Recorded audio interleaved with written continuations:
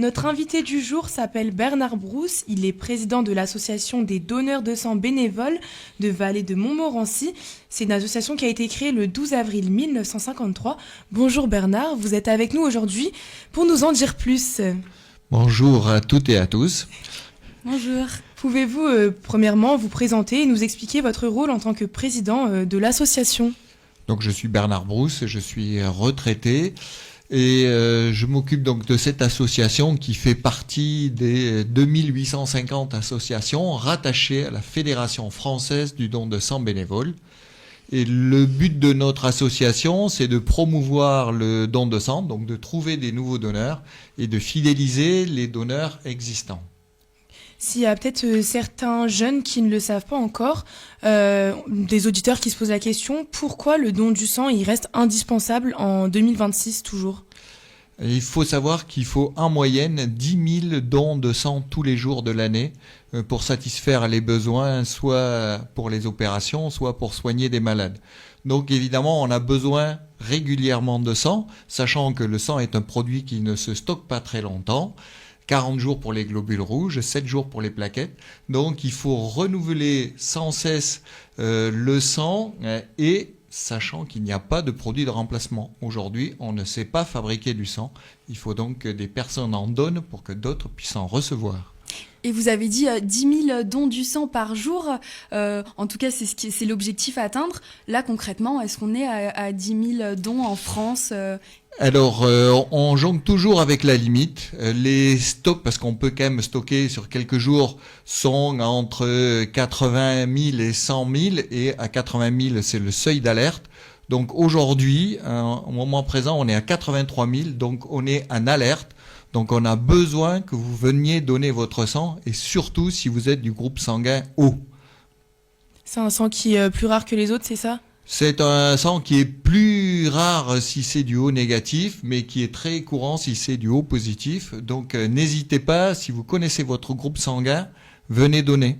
Et comment on fait si on ne connaît pas son groupe sanguin ? En fait, on n'en a pas besoin pour venir donner, puisque si vous ne connaissez pas, au bout de 2 dons, vous aurez votre groupe sanguin qui sera confirmé. Et ça permet aussi, puisqu'on teste votre sang, de vérifier que vous n'avez pas de problème avec ce qui se trouve dans votre sang. Et si tel était le cas, bien sûr, vous seriez averti. Vous avez dit que c'était important aussi de donner du coup du sang O. En France actuellement, quels sont les besoins les plus urgents ? Peut-être que c'est par période ou justement du coup par groupe sanguin ? Normalement, non. Normalement, les besoins arrivent à s'ajuster assez naturellement entre les donneurs et les receveurs. Ce qui est important aussi d'avoir en tête, c'est que un don de sang, ça permet de sauver 3 vies. Alors 3 vies, essentiellement pourquoi ? Parce que dans le sang, on trouve des globules rouges, du plasma et des plaquettes, et avec ces plus des globules blancs. Avec les 3 produits principaux, chacun peut sauver une vie. Donc c'est pour ça qu'on résume en disant un don de sang, 1 heure de votre temps, où ça vous permet de sauver 3 vies. Il y a le don du sang et il y a aussi le don de plasma. Quelle est la différence entre ces deux choses pour les gens qui ne savent pas ? Alors le plasma, c'est un liquide qui est contenu dans le sang, qui fait 55% du sang, et le plasma va servir à fabriquer des médicaments. Donc en France, on importe 65% des produits dérivés du plasma, essentiellement des États-Unis. Donc on a créé une nouvelle usine pour essayer de devenir autonome. Et donc il y a une forte croissance des besoins de plasma pour pouvoir alimenter cette usine. Et on veut le faire avec le principe de don qui est court en France, c'est-à-dire un don éthique. Et on veut éviter d'acheter donc le plasma à l'étranger, où les systèmes peuvent être différents. Aux États-Unis en particulier, vous êtes rémunéré quand vous donnez votre sang ou quand vous donnez des produits issus du sang. Et justement, nous, on est une émission qui s'adresse notamment aux jeunes. Est-ce que tous les jeunes peuvent donner leur sang ?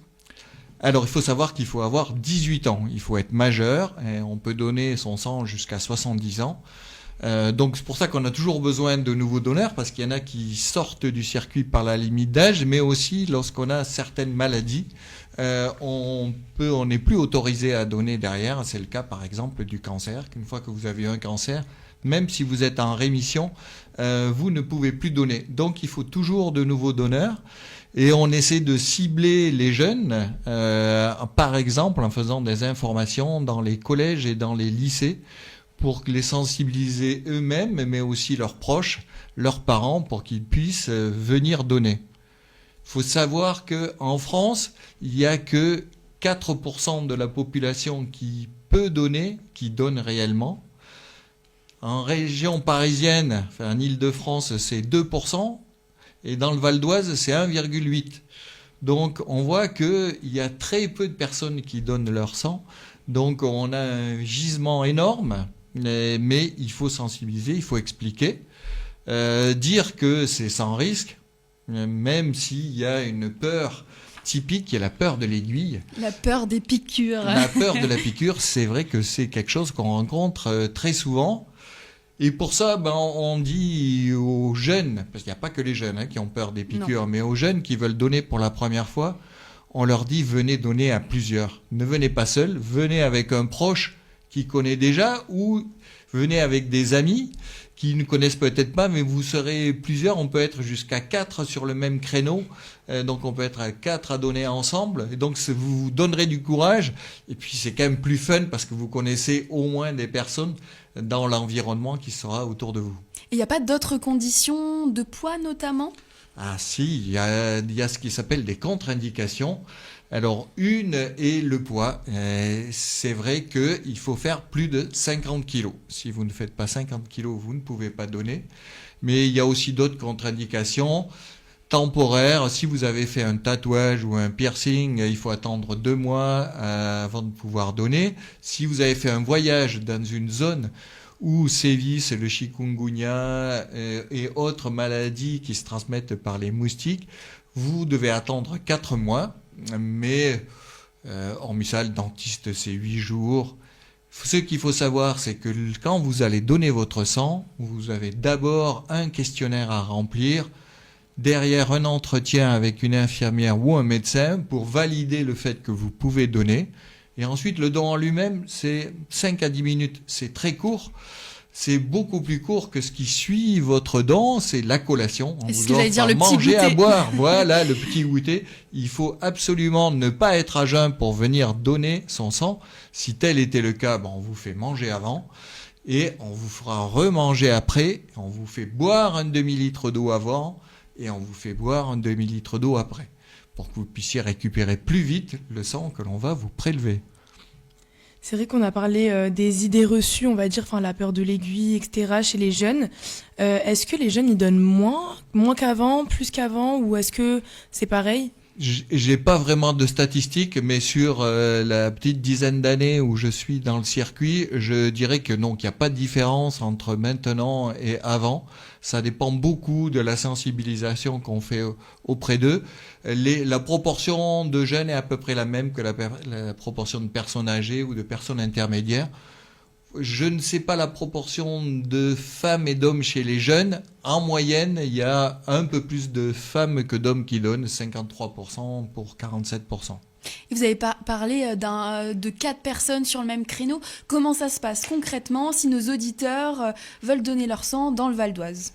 Alors concrètement, il y a 2 façons simples. Soit vous allez sur le site internet don de sang de l'établissement français du sang, soit vous téléchargez sur votre téléphone l'app qui s'appelle Don de sang.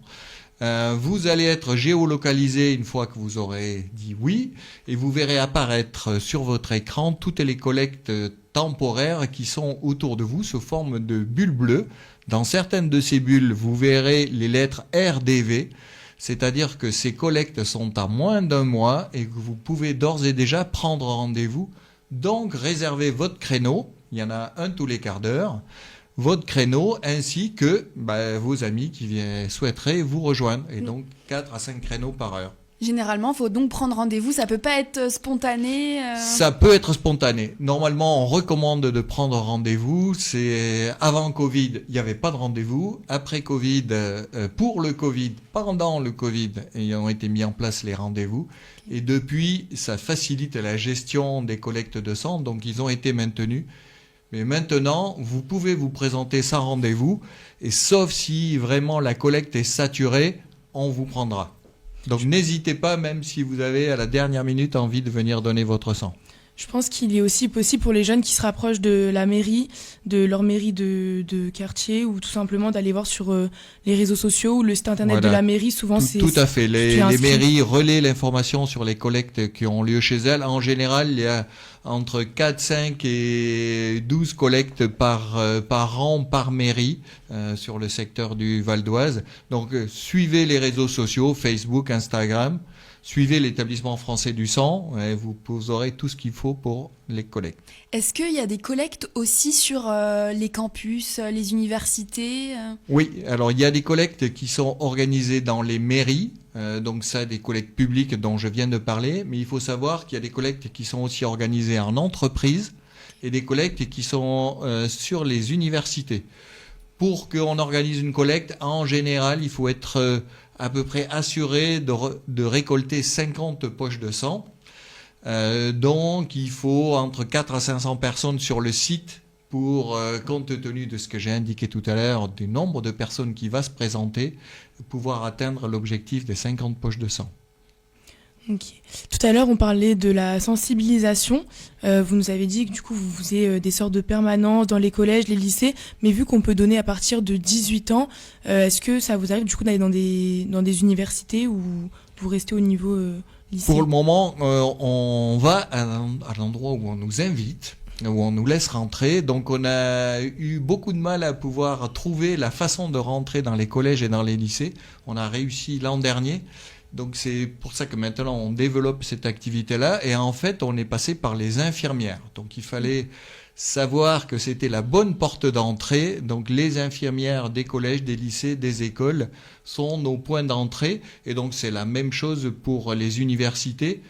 On peut, si on nous sollicite, faire des informations. Donc soit on fait un stand, soit on peut faire une présentation en amphi ou dans une salle de classe. En général, ça dure environ 1 heure pour faire le tour des divers aspects et on présente des témoignages. Parce que ce qui est fort aussi pour sensibiliser les jeunes, c'est d'écouter et de savoir qui peut en avoir besoin. Donc on a des témoignages d'un papy qui a besoin de transfusion sanguine tous les 15 jours et dont la petite fille dit mais quand est-ce que je vais pouvoir t'aider parce qu'elle voit que son papy est malade. Donc ce genre de témoignages de jeunes qui ont des maladies comme la drépanocytose, qui ont besoin de recevoir du sang très régulièrement parce que leurs globules rouges ne sont pas classiques et ont besoin donc d'être remplacés régulièrement. Ouais, on imagine que ces témoignages sont impactants. C'est ce qui vous motive aussi. C'est ça. En tout cas, on a bien entendu votre appel aux dons et on espère que l'information est bien passée à nos auditeurs. Exactement. Je vous remercie, Bernard Brousse, d'avoir pris de votre temps. Je le rappelle, vous êtes président de l'association ADSB Vallée de Montmorency. Merci à vous de nous avoir écoutés. On se retrouve le 23 février pour la prochaine émission. Bonne fin de journée. Au revoir. Au revoir.